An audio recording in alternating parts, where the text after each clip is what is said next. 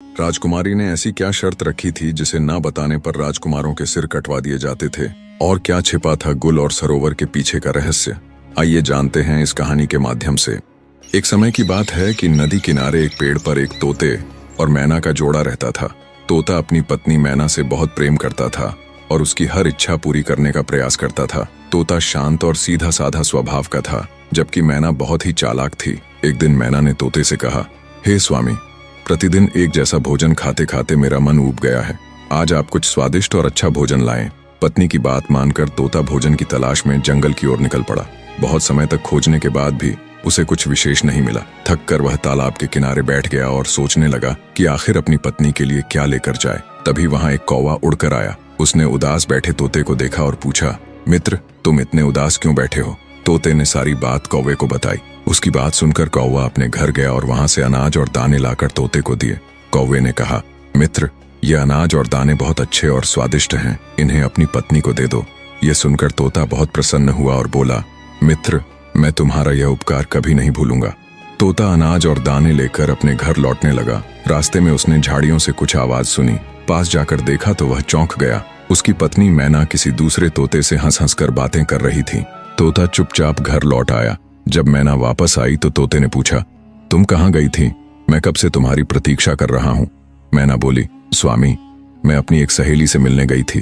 तोता बहुत दुखी हुआ, लेकिन मैना को इसकी परवाह न थी। वह तो अनाज और दाने देखकर बहुत खुश हो गई और बड़े चाव से खा गई। खाते खाते बोली, स्वामी, बहुत मजा आया। कल भी ऐसे ही स्वादिष्ट दाने और अनाज लेकर आना। लेकिन तोते को पूरी रात नींद न आई। वह सोचता रहा कि उसकी पत्नी ने उससे झूठ क्यों कहा। अगले दिन उसने अपने मित्र कौवे को सारी घटना सुनाई। कौवा बोला, मित्र, क्या जमाना आ गया है। मैं सोचता था कि केवल मनुष्य ही अपने स्वार्थ के लिए धोखा देते हैं, पर अब तो लगता है कि अब कोई भी भरोसे के योग्य नहीं रहा। तोते ने कहा, मित्र, धोखा कैसा? मैं समझा नहीं। तब कौवा बोला, तुम बहुत भोले हो। आओ, मैं तुम्हें एक मनुष्य की कहानी सुनाता हूँ, जिससे तुम्हें समझ आएगा कि किस तरह स्वार्थ चरित्र और विश्वास को नष्ट कर देता है। लेकिन ध्यान रखना, इस कहानी को अंत तक सुनना। तोते ने हामी भरी और कौवे ने कहानी सुनाना शुरू किया। बहुत समय पहले की बात है। पहाड़ों के पर एक राज्य बसा हुआ था। उस नगर में एक दयावान राजा रहते थे। उनकी 2 रानियां थीं और राजा दोनों से बहुत प्रेम करते थे, पर उन दोनों में से किसी ने उसे संतान का कोई सुख नहीं दिया था। एक बार राजा ने महल में भव्य नृत्य समारोह का आयोजन किया, जिसमें आसपास के गांवों की कन्याएं भी भाग लेने आईं। शाम का समय था और नृत्य कला का कार्यक्रम शुरू हो चुका था। तभी राजा की नजर अचानक से एक सुंदर स्त्री पर पड़ती है, जिसका नृत्य देखकर राजा उस पर मोहित हो जाता है। फिर अगले दिन राजा मंत्री को कहकर अपने विवाह का प्रस्ताव उस स्त्री के सामने रखवाता है। लेकिन वह स्त्री इस प्रस्ताव को सुनकर आश्चर्यचकित हो जाती है। वह मंत्री से कहती है, मुझे कुछ समय दीजिए, मैं सोचकर बताऊंगी।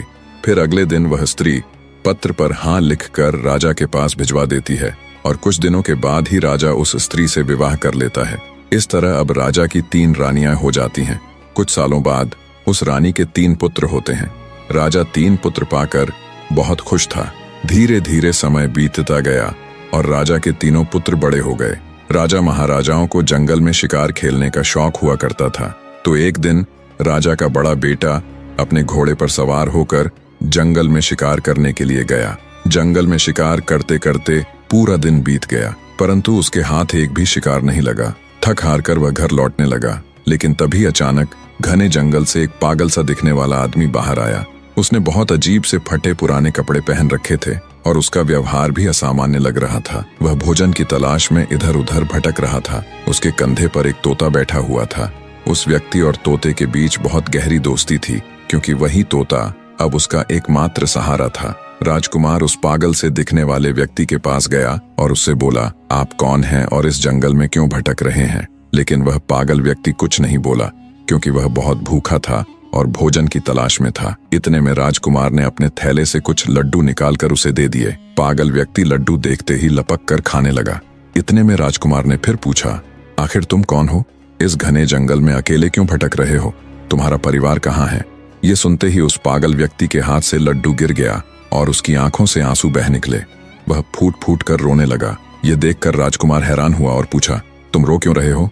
तब उस पागल व्यक्ति के कंधे पर बैठे तोते ने कहा, मेरे मालिक अपने बेटे के कारण इस हालत में जंगल में भटक रहे हैं।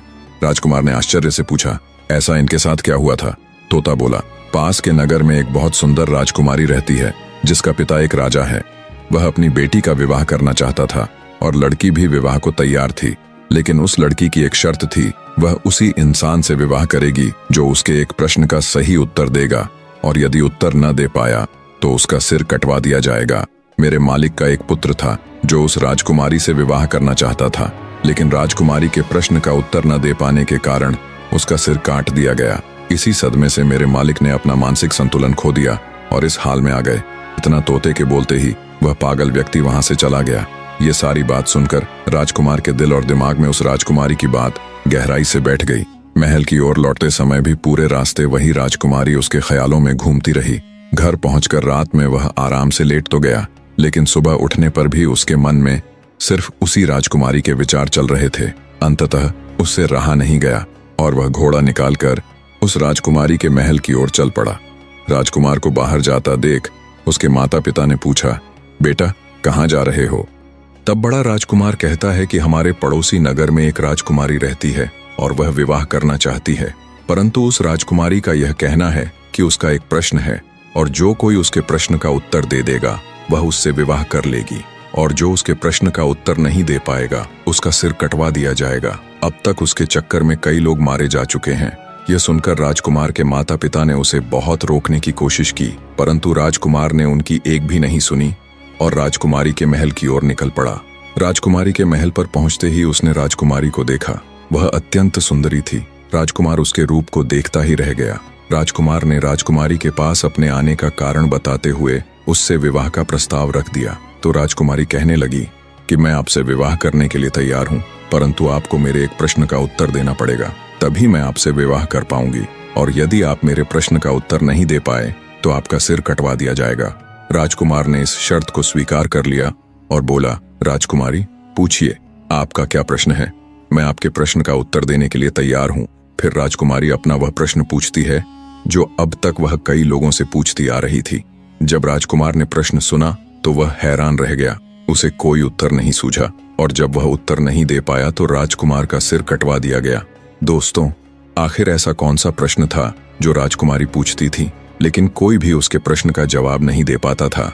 इसके बारे में आपको आगे कहानी में पता चलेगा कि राजकुमारी ऐसा क्या पूछती थी और ऐसा क्यों करती थी कि जो भी राजकुमारी से विवाह करना चाहता था उससे वही एक प्रश्न पूछती और उत्तर न मिलने पर उसका सिर कटवा देती थी। इस तरह बड़े राजकुमार का सिर कटवा दिया गया। उधर राजमहल में सब उसके लौटने का इंतजार कर रहे थे, पर जब राजकुमार घर वापस नहीं आया तो मंझले राजकुमार ने विचार किया कि वह उस राजकुमारी के पास जाएगा और अपने भाई का पता लगाएगा। फिर वह अगले दिन वह भी राजा रानी से अनुमति लेकर उस राजकुमारी के महल पर पहुंच गया, परंतु जैसे ही उसने राजकुमारी के सुंदर रूप को देखा वह भी उस पर मोहित हो गया और मन ही मन सोचने लगा कि यह कितनी सुंदर स्त्री है, काश मैं इससे विवाह कर पाता। लेकिन फिर राजकुमार राजकुमारी से कहता है कि मेरे बड़े भाई कहाँ हैं? तो राजकुमारी कहती है कि मुझे इसके बारे में कुछ नहीं पता। यह सब सुनकर राजकुमार फिर से सोच में पड़ जाता है। तब राजकुमारी राजकुमार से कहती है, क्या सोच रहे हो? तब राजकुमार कहता है कि आप कितनी सुंदर हैं, मैं आपसे विवाह करना चाहता हूँ। तो फिर राजकुमारी कहती है कि मैं आपसे विवाह तो कर लूंगी, किंतु पहले आपको मेरे एक प्रश्न का उत्तर देना पड़ेगा। यदि आपने मेरे प्रश्न का उत्तर दे दिया तो मैं आपसे विवाह कर लूंगी, अगर नहीं दे पाए तो आपका सिर कटवा दिया जाएगा। तो राजकुमार कहता है, ठीक है, आप अपना प्रश्न पूछिए। लेकिन मंझला राजकुमार भी उसके प्रश्न का उत्तर नहीं दे पाता और उसका भी सिर कटवा दिया जाता है। इस प्रकार राजकुमारी से विवाह के चक्कर में उस राजा के 3 लड़कों में से 2 लड़कों के सिर कटवा दिए गए। अब बचा सबसे छोटा राजकुमार जो थोड़ा चतुर था। वह अपने माँ बाप से कहता है, पिताजी, हम उस हत्यारिन राजकुमारी से अपने भाइयों का बदला लेने जा रहे हैं। या तो मैं उस हत्यारिन से बदला लेकर आऊंगा, अन्यथा आप यह समझ लेना कि आपका कोई बेटा था ही नहीं। राजकुमार के माता पिता ने उसे रोकने की बहुत कोशिश की, लेकिन वह प्रतिशोध की आग में जलता हुआ राजकुमारी से बदला लेने के उद्देश्य से राजकुमारी के महल की ओर चल देता है।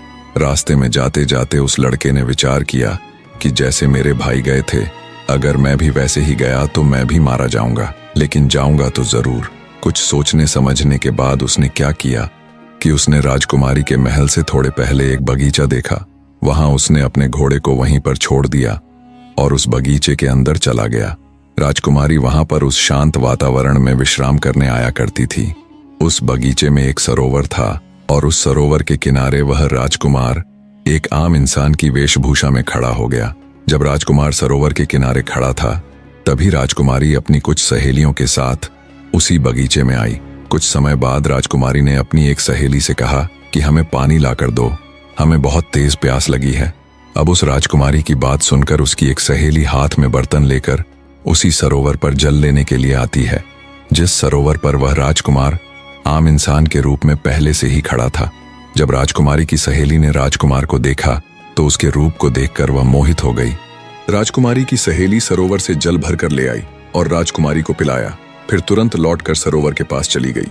वहां जाकर उसने उस आम आदमी यानी राजकुमार से कहा, आप कौन हो और यहाँ क्या कर रहे हो? मैं आपको देखते ही आपके रूप पर मोहित हो गई हूँ और मैं शीघ्र ही आपसे विवाह करना चाहती हूँ। फिर राजकुमार कहता है, वह तो ठीक है, लेकिन आप कौन हैं? फिर वह लड़की कहती है, मैं इस राज्य की राजकुमारी संयोगिता की सहेली पद्मावती हूँ। यह सुनकर राजकुमार सोचता है कि यह तो उसी राजकुमारी की सहेली है, इसके माध्यम से ही मैं उस राजकुमारी का रहस्य जान सकता हूँ। तब वह राजकुमार राजकुमारी की उस सहेली पद्मावती के साथ उसके घर चला जाता है। पद्मावती अपने आंगन में चारपाई बिछाकर राजकुमार को बैठा देती है और भोजन करवाती है। फिर कहती है, आप क्या सोच रहे हो? आप विश्वास कीजिए, मैं आपको कभी धोखा नहीं दूंगी, क्योंकि मैं तुम्हारे रूप पर दीवानी हो चुकी हूँ। मैं तुमसे प्यार कर बैठी हूँ। जब इतनी बात राजकुमार ने सुनी तो वह रोने लगा। उसकी आंखों से आंसुओं की धारा बहने लगी।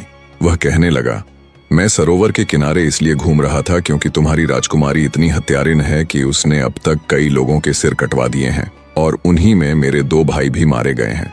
इसलिए मैं अपने भाइयों की हत्या का बदला लेना चाहता हूँ। मैं यह जानना चाहता हूँ कि राजकुमारी कौन सा सवाल पूछती है। तब पद्मावती कहती है, वह तो हम आपको बता देंगे, लेकिन पहले आप हमसे वादा कीजिए कि आप हमसे विवाह करेंगे। राजकुमार उसकी बात मान लेता है।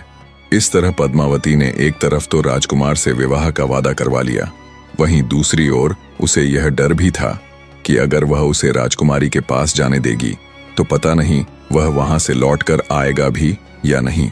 फिर राजकुमार पद्मावती से कहता है, मैं तुमसे विवाह अवश्य करूंगा, लेकिन राजकुमारी से अपने भाइयों का बदला लेने के बाद। जब राजकुमार ने पद्मावती से इतना कहा तो पद्मावती को राजकुमार पर विश्वास हो गया। फिर पद्मावती ने राजकुमार को राजकुमारी के बारे में बताना शुरू किया। पद्मावती ने बताया, वो राजकुमारी हर एक इंसान से केवल एक ही प्रश्न पूछती है, गुल सरोवर की क्या कहानी है? तब राजकुमार ने पद्मावती से कहा, अगर तुम्हें प्रश्न पता है तो इसका उत्तर भी अवश्य पता होगा, आप हमें इसका उत्तर बता दीजिए। लेकिन पद्मावती तुरंत हाथ जोड़कर बोली, अगर मुझे उत्तर मालूम होता तो मैं आपको जरूर बताती। राजकुमारी के राज्य में एक साधु रहता है, सिर्फ उसी को यह गुल सरोवर वाली कहानी पता है। उसी ने राजकुमारी को यह सलाह दी है कि अगर तुमसे कोई विवाह करना चाहे तो उससे गुल सरोवर की कहानी के बारे में पूछना। हालांकि यहाँ तक कि राजकुमारी को भी इस कहानी के बारे में कुछ पता नहीं है, फिर भी वह यह प्रश्न पूछा करती है क्योंकि वह उस साधु से प्रेम करती है। तब राजकुमार ने पद्मावती से कहा, चलो ठीक है, कोई बात नहीं, तुमने हमारा काम थोड़ा आसान कर दिया है। अब हम जाकर पहले गुल सरोवर की कहानी के बारे में पता करते हैं कि इसकी कहानी क्या है। आप मेरा इंतजार करना, मैं लौटकर वापस जरूर आऊंगा। तब पद्मावती कहती है, राजकुमार, गुल सरोवर की कहानी कहाँ मिलेगी? यह मैं आपको बता सकती हूँ, लेकिन वहां से जिंदा लौटना नामुमकिन है। आप वहां से जिंदा नहीं लौट पाओगे। राजकुमार बोला, क्यों नहीं लौट पाऊंगा? तब पद्मावती बोली, रास्ते में बहुत खतरा है, इसलिए आप वहां मत जाइए। यदि आप जिद करेंगे तो अपने भाइयों का बदला नहीं ले पाएंगे। बेहतर है आप मेरे साथ विवाह कर लीजिए और बदला लेने का विचार छोड़ दीजिए। राजकुमार ने दृढ़ स्वर में कहा, चाहे रास्ते में कितनी भी कठिनाई क्यों न हो, मैं अवश्य जाऊंगा और अपने भाइयों का बदला लेकर ही लौटूंगा। पद्मावती ने सोचा कि अब इन्हें रोकना असंभव है। उसने स्वयं एक घोड़ा और एक तलवार राजकुमार को दी और कहा, यह घोड़ा और तलवार तुम्हारे काम आएंगे। तुम पश्चिम दिशा की ओर जाना, आगे एक गुफा में एक शेर मिलेगा। उस शेर से आपको डरना नहीं है, क्योंकि वो शेर बूढ़ा हो चुका है और शिकार नहीं कर पाता, इसलिए भूखा रहता है। तुम रास्ते में उसके लिए खाने की कोई वस्तु साथ ले जाना। जब वह गुफा से बाहर आए तो उसके सामने भोजन रख देना, वह तुम्हारी मदद अवश्य करेगा। फिर जंगल पार कर तुम समुद्र के किनारे पहुंचोगे और आगे समुद्र पार करना होगा। इतना कहकर पद्मावती ने राजकुमार को विदा किया। जाते समय पद्मावती बोली, वादा मत भूलना, चाहे कुछ भी हो जाए लौट कर अवश्य आना, मैं जीवन भर तुम्हारा इंतजार करूंगी। राजकुमार ने विश्वास दिलाते हुए कहा, तुम चिंता मत करो, मैं लौट कर जरूर आऊंगा और तुमसे विवाह करूंगा। इसके बाद राजकुमार पश्चिम दिशा की ओर बढ़ने लगा। कुछ ही दूर जाने पर उसे वही गुफा मिली जिसमें बूढ़ा शेर रहता था। राजकुमार ने जैसा पद्मावती ने कहा था, रास्ते से भोजन लाकर शेर के सामने रख दिया। भूखा शेर भोजन पाकर बहुत प्रसन्न हुआ और तुरंत खाने लगा। अब संध्या हो चुकी थी, हल्की ठंड बढ़ रही थी और अंधेरा छा रहा था। राजकुमार ने पास से लकड़ियां इकट्ठी की और गुफा के सामने आग जला ली। थोड़ी देर बाद शेर भी उसके पास आकर बैठ गया। राजकुमार ने उसे सहलाया और फिर यहीं आग के पास सो गया। फिर अगली सुबह होते ही राजकुमार उस बूढ़े शेर के साथ जंगल में पश्चिम दिशा की ओर आगे बढ़ने लगा। चलते चलते राजकुमार को कई मुसीबतों का सामना करना पड़ा। अनेक जंगली जानवर उसके सामने आए, लेकिन बूढ़े शेर की दहाड़ सुनकर सभी डरकर भाग गए। इस तरह वह शेर राजकुमार के साथ चलते चलते समुद्र के किनारे पहुंच गया। समुद्र किनारे पहुंचते ही वह बूढ़ा शेर वापस चला गया। राजकुमार ने देखा कि थोड़ी दूर पर एक व्यापारी कई घोड़ों पर सामान लादकर कुछ सैनिकों के साथ समुद्र तट पर खड़ा है। राजकुमार उसके पास गया तो व्यापारी ने पूछा, तुम कौन हो और यहाँ क्या कर रहे हो? राजकुमार ने अपने साथ घटी सारी घटनाएं व्यापारी को सुनाई और कहा, मुझे किसी भी तरह समुद्र के उस पार जाना है। इतने में व्यापारी ने देखा कि उस पार से उसकी नाव आ रही है, जिस पर वह सामान रखवाकर समुद्र के उस पार भिजवाया करता था। नाव किनारे पहुंचते ही व्यापारी ने सैनिकों से सामान नाव पर चढ़वाया। तभी राजकुमार ने कहा, कृपा करके मुझे भी इस नाव से समुद्र पार पहुंचा दीजिए। व्यापारी बोला, अगर इस नाव पर जरा भी अतिरिक्त बोझ हुआ तो यह डूब जाएगी, मुझे क्षमा करें, मैं आपकी मदद नहीं कर सकता। राजकुमार ने विनती की, अब तो आप सब जानते हैं कि मेरा समुद्र पार जाना कितना जरूरी है। मेरे पास कुछ सोने के सिक्के हैं, आप इन्हें रख लीजिए और मुझे नाव पर जाने दीजिए। व्यापारी बहुत लालची था। उसने राजकुमार के सोने के सिक्के और उसकी चैन ले ली और सैनिकों से कुछ सामान उतरवाकर राजकुमार को नाव पर चढ़ने की अनुमति दे दी। इस तरह राजकुमार नाव पर बैठकर समुद्र पार गुल सरोवर की खोज में निकल पड़ा। ठीक 10 दिन बाद राजकुमार समुद्र पार एक नगर में पहुंचा और गुल सरोवर की तलाश में इधर उधर भटकने लगा। भटकते भटकते वह एक राज्य में पहुंचा। उस राज्य के राजा का नाम सरोवर था। राजकुमार चलते चलते महल के द्वार पर पहुंच गया और उसने देखा कि वहां प्रतिदिन नृत्य और संगीत का आयोजन होता था। बड़ी सभा सजती, संगीत बजता और चारों ओर उत्सव का माहौल रहता। राजकुमार भी आम लोगों के बीच जाकर चुपचाप बैठ जाता और शाम होते ही लौट आता। यह सिलसिला 3-4 दिन तक चलता रहा। एक दिन राजा की नजर उस पर पड़ी। सभा समाप्त होने पर राजा ने उसे बुलवाया और कहा, मैंने देखा है कि आप कई दिनों से रोज यहाँ आते हैं, लेकिन न तो किसी से बोलते हैं और न ही कुछ कहते हैं। आप इस राज्य के नहीं लगते, क्योंकि पहले कभी यहाँ दिखाई भी नहीं दिए। बताइए आप कौन हैं और क्या चाहते हैं? राजकुमार को अच्छी तरह से मालूम था कि इस कहानी के बारे में इस सरोवर नामक राजा को अवश्य जानकारी होगी। तभी कुछ सोचकर राजकुमार कहता है, महाराज, मैं एक गायक हूँ और मैं आपको एक गीत सुनाना चाहता हूँ। यह सुनकर राजा कहते हैं, ठीक है, आप सुनाइए। राजा के इशारे पर पीछे से ढोल बजने लगते हैं और राजकुमार गीत गाने लगता है। उस राजकुमार ने इतना सुंदर गीत सुनाया कि राजा खुश होकर ताली बजाने लगे और बोले, हम तुम्हारी गायकी से में बहुत प्रसन्न हैं। तुम चाहे तो हमसे कुछ भी मांग सकते हो, जो भी मांगोगे हम तुम्हें अवश्य देंगे, यह हमारा वचन है। फिर राजकुमार कहने लगा, महाराज, कहीं ऐसा ना हो कि मैं आपसे कुछ मांगूं और आप अपनी कही हुई बात से मुकर जाएं, इसीलिए रहने दीजिए। तो राजा ने कहा, नहीं, तुम मांगो, जो कहोगे हम तुम्हें देंगे, तुम्हारी जो इच्छा हो बेहिचक मांग लो। अब राजकुमार ने कहा, महाराज, मुझे कुछ नहीं चाहिए, मुझे केवल आप गुल और सरोवर की कहानी बता दीजिए। ये सुनकर सरोवर नाम के राजा को पसीना आ गया। उन्होंने कहा, यह तुमने क्या मांग लिया? तुम मुझसे मेरा पूरा साम्राज्य मांग लेते तो भी मैं खुशी खुशी दे देता, लेकिन तुमने मुझसे यह कैसा सवाल पूछ लिया? यह कहानी मैं जानता तो हूँ, लेकिन मैं तुम्हें बता नहीं सकता। तभी राजकुमार ने कहा, महाराज, कुछ समय पहले आपने ने ही तो कहा था कि जो भी मांगूंगा आप वह देंगे, इसीलिए आप केवल मुझे वही गुल और सरोवर की कहानी सुना दीजिए कि आखिर इस कहानी का राज्य क्या है। अब महाराज अपने ही दिए हुए वचन में फंस जाते हैं और कहने लगे, अगर तुम्हारी यही इच्छा है तो मैं तुम्हें गुल और सरोवर की कहानी सुना दूंगा, लेकिन कहानी खत्म होने के तुरंत बाद तुम्हारा सिर कटवा दूंगा। अगर तुम इस बात पर राजी हो तो हम तुम्हें कहानी सुनाएंगे। राजकुमार ने कह दिया, ठीक है महाराज, आप मेरा सिर कटवा लेना, लेकिन कहानी जरूर सुनाना। महाराज बोले, ठीक है, हम तुम्हें जरूर सुनाएंगे। फिर महाराज ने मंत्रियों और नौकरों को इशारा किया। मंत्री और नौकर कारावास की तरफ जाते हैं। राजकुमार वह सब देख रहा था। जब मंत्री और नौकर कारावास से लौटकर आते हैं तो उनके साथ एक बहुत ही सुंदर लड़की होती है। उसके शरीर पर फटे पुराने वस्त्र होते हैं, हाथों में हथकड़ी और पैरों में बेड़ियां पड़ी हुई थीं। वह ठीक से चल भी नहीं पा रही थी और राजा के नौकर उसे मारते पीटते हुए राजा के पास ला रहे थे। जब राजकुमार ने यह सब देखा तो वह आश्चर्य से बोला, महाराज, यह सब क्या है? मेरी समझ में नहीं आया। तब महाराज ने कहा, तुम सुनना चाहते थे कि गुल और सरोवर की कहानी क्या है, तो सुनो। सरोवर मेरा ही नाम है और गुल इस लड़की का नाम है जो तुम्हारे सामने हथकड़ी और बेड़ियों में जकड़ी खड़ी है। राजकुमार कहने लगा, महाराज, आप सरोवर और यह लड़की गुल, इसका मतलब यह आपकी ही कहानी है? महाराज ने कहा, हाँ, ये मेरी ही कहानी है।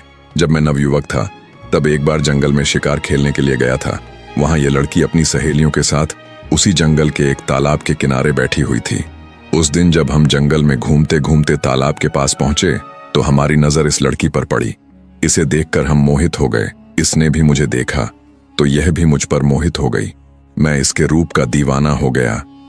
अब क्या बताऊं, इस लड़की को देखकर हम कुछ नहीं बोल पाए, लेकिन इस लड़की ने मुझे अपने पास बुला लिया और कहा, कौन हो आप, कहां से आए हो और क्या देख रहे हो? फिर मैंने उलझी हुई आवाज में जवाब दिया, मेरा नाम सरोवर है और अगर आप जानना चाहती हो कि हम क्या देख रहे हैं तो सुनिए। आप इतनी सुंदर हैं कि ऐसा लगता है जैसे हम आपको ही देखते रहें। इससे पहले कि मैं इस लड़की से कुछ पूछता, तभी इस लड़की ने मुझसे ही पूछ लिया, क्या आप मुझसे विवाह करोगे? जो बात मेरे दिल में थी वही इसने कह दी तो मैं बहुत खुश हो गया।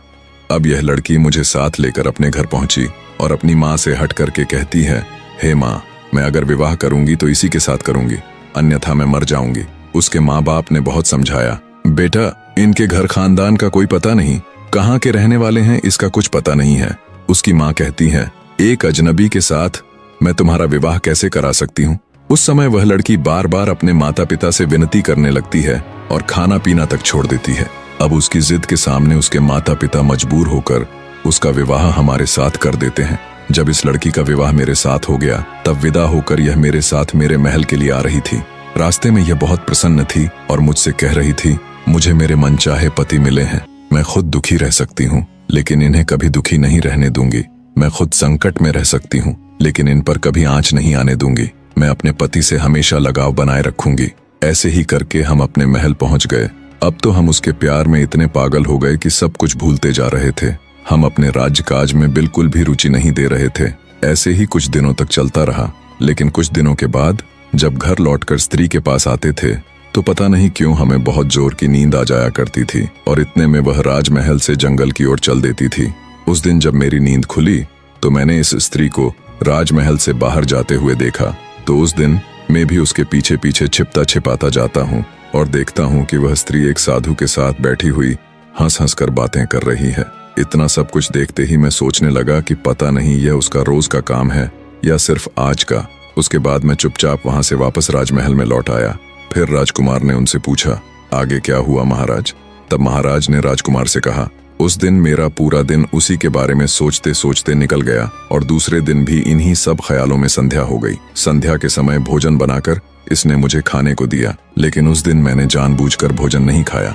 मैंने यह निर्णय लिया कि आज चाहे कुछ भी हो जाए लेकिन सोएंगे नहीं, और फिर मैं देर रात तक उससे बातें करता रहा। जब काफी रात बीत गई तभी इस स्त्री ने मुझसे कहा, प्रियवर, अब बहुत ज्यादा रात हो चुकी है, आप सो जाइए। तब मैंने आंखें बंद करके सोने का नाटक किया और फिर यह स्त्री उसी साधु के पास चली जाती है। मैं भी उसके पीछे पीछे गया और देखा कि वह साधु डंडा लेकर उस स्त्री से गुस्से में बोल रहा था, आज तुम्हें यहाँ आने में इतना समय क्यों लग गया? कहाँ थी इतनी देर तक? वह स्त्री हाथ जोड़कर साधु से क्षमा मांगती हुई बोली, मेरा पति आज देर से सोया था इसलिए मुझे आने में देर हो गई। फिर उस स्त्री ने साधु से कहा, अगली बार ऐसा कभी नहीं होगा। अगली बार मैं उसके खाने में जहर डालकर उसे सदा के लिए सुला दूंगी। और तब मैं हमेशा के लिए आपकी हो जाऊंगी। जब मैंने उसकी यह बात सुनी तो मैं बहुत ही घबरा उठा। उसी समय साधु की नज़र मुझ पर पड़ी और उसने स्त्री से कहा कि किसी ने पेड़ के पीछे छिपकर मुझे देखा है। तब वह मेरी ओर देखते ही चिल्ला उठी, यह तो मेरा पति है। तभी मैं वहां से जल्दी जल्दी भागता हुआ राजमहल में आ पहुंचा और सैनिकों को आदेश देकर उस महिला को बंदी बनवा लिया। तभी राजकुमार ने पूछा, महाराज, उस साधु का क्या हुआ? तब महाराज ने उत्तर दिया, हमें खबर मिली है कि वह साधु समुद्र के उस पार शोभा नाम की राजकुमारी के राज्य में जाकर छिप गया है। राजकुमार को अब पूरा मामला समझ आ गया। महाराज ने कहा, यही थी गुल और सरोवर की कहानी। मैंने अपना वचन निभाते हुए तुम्हें पूरी कहानी सुना दी है। अब तुम अपने वादे के अनुसार अपना सिर कटवाने के लिए तैयार हो जाओ। इतने में राजकुमार ने कहा, महाराज, आप मेरा सिर जरूर काट लेना, पर उससे पहले एक बात बताइए, वह राजकुमारी ने उस साधु को अपने राज्य में क्यों छिपाया? राजकुमार की इस बात का राजा सरोवर उत्तर नहीं दे पाए। तब राजकुमार ने कहा, महाराज, इसका उत्तर मैं आपको बताता हूं। अब वह साधु शोभा नाम की राजकुमारी को अपने जाल में फंसा चुका है और राजकुमारी उसके बहकावे में आकर कई निर्दोष लोगों के सिर कटवा चुकी है, जिनमें मेरे 2 भाई भी शामिल हैं। इसलिए मैं गुल और सरोवर की कहानी जानने आया था, ताकि मैं उसे उसके की सजा दे सकूं। और राजकुमार महाराज को सारी बात बताता है और यह भी बताता है कि कैसे राजकुमारी में उसके भाइयों के गले कटवा दिए थे। राजकुमार की बातें सुनकर महाराज भावुक हो जाते हैं और राजकुमार की जान बख्श देते हैं। अब राजकुमार वापस उस शोभा नाम की राजकुमारी के महल की ओर चल देता है। कुछ दिनों के बाद जब राजकुमार शोभा नाम की राजकुमारी के महल में पहुंचते हैं तो राजकुमारी से कहते हैं कि मुझे आपसे विवाह करना है। फिर शोभा कहती है कि आपको पहले मेरे एक प्रश्न का जवाब देना पड़ेगा, तभी मैं आपसे विवाह करूंगी, और अगर आप मेरे सवाल का जवाब नहीं दे पाते हैं तो आपका सिर कटवा दिया जाएगा। राजकुमार को तो पहले से ही पता था कि राजकुमारी क्या प्रश्न करने वाली है, इसलिए राजकुमार ने शर्त स्वीकार कर ली और कहा, हाँ, पूछो, तुम्हारा क्या प्रश्न है? मैं तुम्हारे प्रश्न का उत्तर देने के लिए तैयार हूं, लेकिन तुम शायद मेरा उत्तर सुनने के बाद अपने क्रोध पर काबू नहीं कर पाओगी। अब राजकुमारी सोचती है कि आखिर ऐसा क्या है इस प्रश्न के उत्तर में जिसे सुनकर मैं क्रोधित हो जाऊंगी। राजकुमारी इस बात पर ध्यान न देते हुए राजकुमार से कहती है कि आप उत्तर बताएं। क्योंकि राजकुमारी उस साधु के प्रेम में अंधी थी, तब राजकुमार ने राजकुमारी शोभा को गुल सरोवर की कहानी सुनाई, और जैसे ही कहानी पूरी होती है तो राजकुमारी कहने लगी कि ऐसा क्या था इस कहानी में जो मुझे क्रोध आता? राजकुमार बोले, जिस साधु के प्रेम में तुम अंधी हो वह वही गुल सरोवर वाला साधु है जो वहां से भागकर समुद्र के इस पार तुम्हारे पास आकर छुपा हुआ है। अब शोभा को विश्वास नहीं हुआ और वह तुरंत राजमहल से निकलकर अपने राज्य में उस साधु के पास पहुंचती है। राजकुमारी शोभा के पीछे पीछे वह राजकुमार भी जाता है और वहां पहुंचकर शोभा उस साधु से पूछती है कि तुम कौन हो? साधु घबरा जाता है और कुछ बोल नहीं पाता। तब राजकुमारी को पूरा विश्वास हो जाता है कि यह वही साधु है जिसने महाराज सरोवर को धोखा दिया था। अब राजकुमारी उस साधु से कहती है, तुम्हारे चक्कर में कई लोगों का सिर कटवाया गया, तुमने ही सभी लोगों को जंगल में ले जाकर उनका सिर कटवाया है। अब तुम्हें भी सजा मिलेगी, तुम्हारा भी सिर राज्य के सभी लोगों के सामने कटवाया जाएगा। इतना सुनते ही साधु बोला, राजकुमारी जी, मुझे माफ कर दो, मैंने किसी की जान नहीं ली, वे सभी लोग अभी भी जिंदा हैं। तब राजकुमार जो शोभा के साथ आया था साधु से पूछता है, वे सभी लोग कहाँ हैं? तुम हमें जल्दी से बताओ। साधु राजकुमारी शोभा और राजकुमार को एक गुफा के अंदर ले जाता है। वहां उसने सभी लोगों को जाल के अंदर कैद कर रखा था, क्योंकि वह साधु उन्हें बेचने वाला था। राजकुमार उन सभी लोगों को वहां से आजाद कराता है और संयोग से उसके दोनों बड़े भाई भी वहीं मिल जाते हैं। तीनों भाई गले मिलकर भावुक हो जाते हैं। इसी समय राजकुमारी सैनिकों को आदेश देती है और साधु को बंदी बनवाकर महल ले जाती है। वहां वह साधु को हमेशा के लिए कारागार में डाल देती है और राजकुमार भी अपने भाइयों के साथ महल में पहुंचता है। उसे देखकर उसके माता पिता बहुत प्रसन्न होते हैं और अगले ही दिन वह शोभा की सहेली यानी पद्मावती को अपने महल में बुला लेता है और कुछ दिनों बाद वह पद्मावती से विवाह कर लेता है। कहानी के अंत में कौवा तोते से कहता है, मित्र, जब किसी मनुष्य या प्राणी को अपना स्वार्थ दिखने लगता है तो वह अपने ही लोगों को बेवकूफ बनाकर अपना फायदा उठाता है और उसके साथ रहने वालों को इसकी भनक तक नहीं लगती। तो दोस्तों, इस कहानी से हमें यह सीख मिलती है कि हमें कभी भी किसी पर आंख मूंद कर भरोसा नहीं करना चाहिए। बिना समझे किसी की बातों में आकर अपने अपनों के साथ विश्वासघात नहीं करना चाहिए और न ही उनकी भावनाओं से खेलना चाहिए। अगर आपको यह कहानी पसंद आई हो तो इसे लाइक और शेयर करें और चैनल को सब्सक्राइब करना ना भूलें। तो मिलते हैं अगली नई कहानी के साथ। धन्यवाद।